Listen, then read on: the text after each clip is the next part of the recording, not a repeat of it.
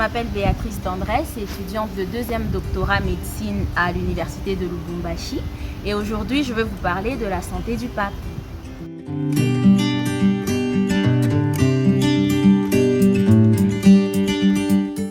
Comme nous le savons, le pape François a actuellement 85 ans et il aura 86 ans le 17 décembre de cette année. Et avec cet âge, il est le 12e pape le plus âgé de l'histoire. Malheureusement, avec l'âge viennent différents soucis de santé dont nous allons parler.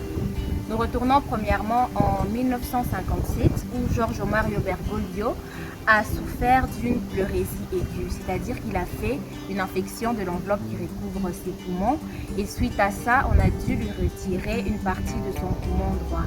Et depuis, il est obligé de vivre avec ce manque, mais son corps s'est adapté.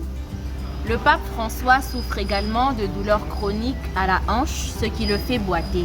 Remarquez à chacune de ses apparitions, par exemple quand on le voit à la télé, quand il doit marcher, il boite et parfois il doit se faire soutenir par quelqu'un pour l'aider à marcher. C'est justement dû à ce problème de hanche.